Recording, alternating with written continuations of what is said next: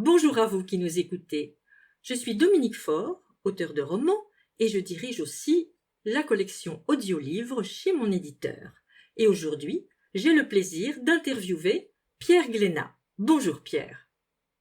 Bonjour Dominique, merci beaucoup de m'accueillir sur ton micro et bonjour à tous les amis qui nous écoutent présentement. Je suis là pour présenter mon roman Emma, baronne du crime, un thriller qui va paraître très prochainement aux éditions Maya. Et que j'ai eu l'honneur et l'avantage de lire en avant-première. Je vous remercie Pierre Glénat de vous prêter à cette petite interview. Une première question, tout d'abord très générale. Pourquoi écrivez-vous ? Ah, ça c'est une question intéressante à laquelle je ne m'attendais pas forcément. Laissez-moi un instant pour y réfléchir. Oui, alors, pardonnez-moi mon honnêteté, ma sincérité, mais finalement, je ne sais pas. C'est un processus assez mystérieux. J'ai une petite idée. Peut-être que finalement, c'est pour guérir de mes blessures, également pour sublimer ma vie et celle des autres. Et enfin, je dirais que c'est pour créer un univers parallèle dans lequel nous pouvons vivre en totale liberté. Et puis, pourquoi pas pour purifier mon karma. Je vous rejoins tout à fait sur ces points-là. Une autre question, comment envisagez-vous la relation avec votre public, vos lecteurs ? Je la vois comme un partage, une relation de confiance, d'estime et d'amour. Oui, Je suis convaincu qu'on ne fait jamais rien tout seul. On a toujours besoin des encouragements des autres, de leur bienveillance dans une relation de réciprocité. Et de plus, le regard des autres nous aide à grandir. Et je suis sûr qu'on en a besoin parce que sans leur retour, on reste isolé, en quelque sorte enfermé dans nos propres obsessions.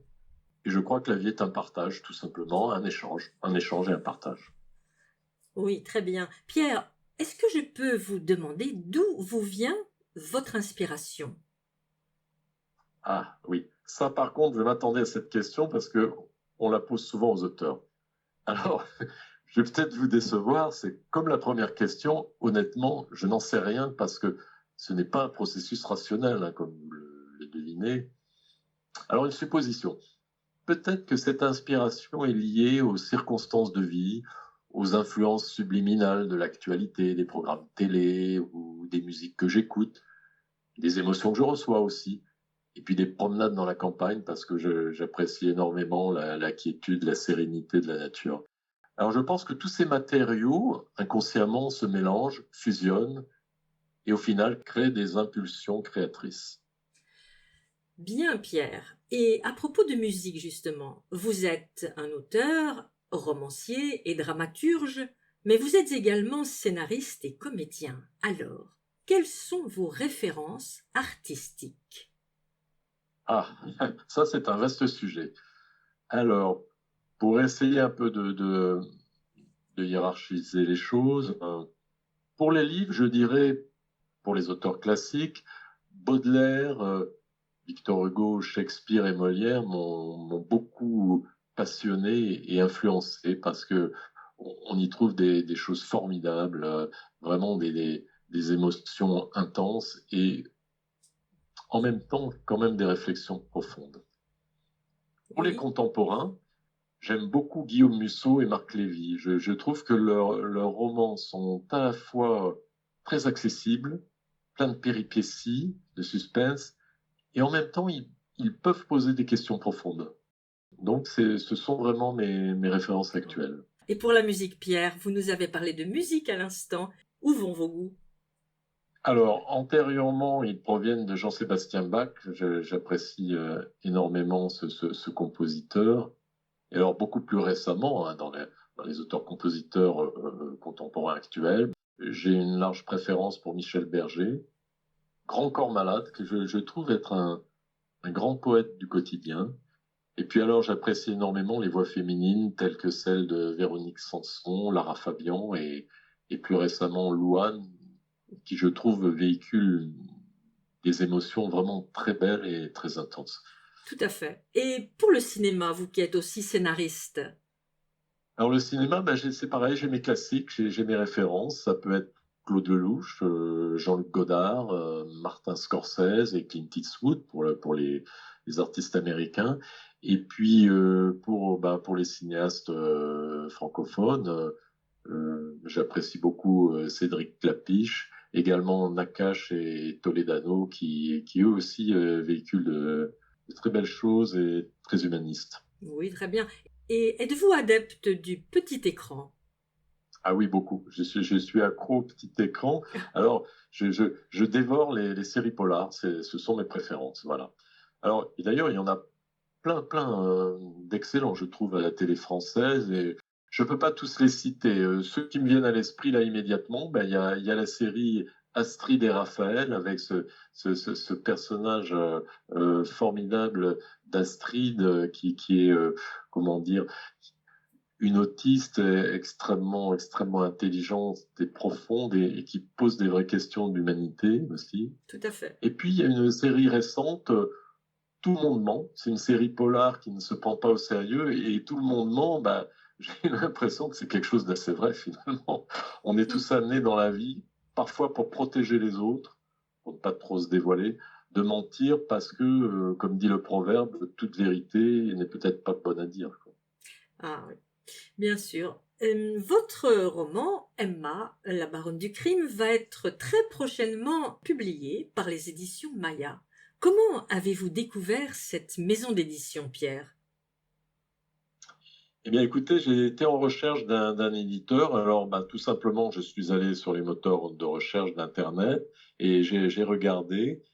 Et puis, au fil des pages des recherches, je suis parvenu aux éditions Maya et j'ai vu que leur offre d'auteurs et de thématiques était très riche, très variée, intéressante. Alors, j'ai décortiqué tous les échos de mes recherches et, et donc parvenu aux éditions Maya, j'ai constaté sur leur site que leur procédure était sérieuse, ambitieuse, avec une offre d'auteurs et de thématiques très riche. Alors, je leur ai adressé mon tapuscrit. C'est une maison d'édition bien connue de toute façon. Alors, ce n'est pas un très grand éditeur je qualifierais de moyenne importance, mais qui me paraît euh, rigoureux dans ses choix et vraiment intéressant. Donc, je me suis senti rassuré. Je leur ai envoyé mon tapuscrit. Quelques semaines après, ils me disaient qu'ils l'avaient déjà sélectionné à un premier niveau pour leur comité de lecture. Et quelques temps après, ils m'ont confirmé leur intérêt et ils envisageaient la publication. Alors évidemment, j'étais très heureux de cette excellente nouvelle parce que j'ai travaillé longtemps sur ce roman, au moins 3 ans. Donc vous savez ce que c'est quand on écrit, qu'on investit beaucoup. J'ai eu la chance d'être lu par des amis auteurs qui m'ont beaucoup aidé et j'étais content que ce travail trouve un aboutissement. Ah oui, bien sûr, bien sûr. Je vous comprends très bien. Et le mot de la fin, peut-être, qui doit être une question pas trop facile quand même. Comment vous projetez-vous, disons, dans 10 ans? Ah, ça me fait penser à la chanson de Patrick Bruel, La place des grands hommes. Oui, Il retrouve ses amis 10 ans plus tard. Oui, oui, c'est amusant et c'est intriguant comme question. Dans le meilleur des mondes, dans le meilleur des cas, dans 10 ans, je m'espère beaucoup plus attentif aux autres, plus sage, plus altruiste. En effet, je crois profondément qu'il n'est pas bon de rester centré sur son ego. Il vaut mieux s'ouvrir aux autres, s'intéresser véritablement à eux, à leur univers, hein. Être capable de souffrir avec eux, de partager des choses, aider aussi, chaque fois qu'on peut, les personnes fragiles. Par exemple, on a toujours dans nos proches, dans nos familles, des personnes qui peuvent être très âgées ou en fin de vie, qui se trouvent peut-être en EHPAD ou isolées chez elles.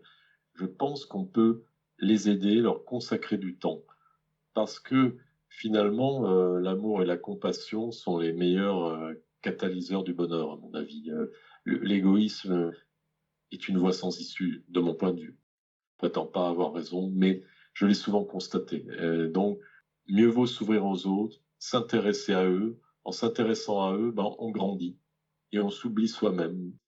Dans un texte de Saint François d'Assise, cet auteur et religieux très connu dit que en s'oubliant soi-même, on se retrouve soi-même. Ah oui, Je trouve que c'est un merveilleux programme de vie. un beau programme en effet. Eh bien, je vous remercie beaucoup, Pierre Glénat, et votre roman, Emma, la baronne du crime, un excellent thriller selon moi, paraît donc très prochainement aux éditions Maya. Bien, c'est moi qui vous remercie, Dominique, déjà de m'avoir consacré votre temps, votre attention et prêté votre micro. Je remercie beaucoup également nos auditeurs qui ont partagé ce moment avec eux. Et j'espère que ça les a intéressés. Peut-être que ça les a fait vibrer. Ils auront peut-être envie de consacrer un peu de leur temps à ce roman et de découvrir un autre univers et un auteur nouveau, puisque c'est toujours intéressant de découvrir des nouveautés. C'est ce que je leur souhaite et ce que je me souhaite aussi, bien sûr. Bien sûr. Voilà, et puis une très bonne continuation à toutes et à tous. Et encore merci, Dominique Ford, de m'avoir voilà, consacré votre attention. Je vous en suis très reconnaissant, vraiment. Merci à vous, Pierre Glénat. Merci.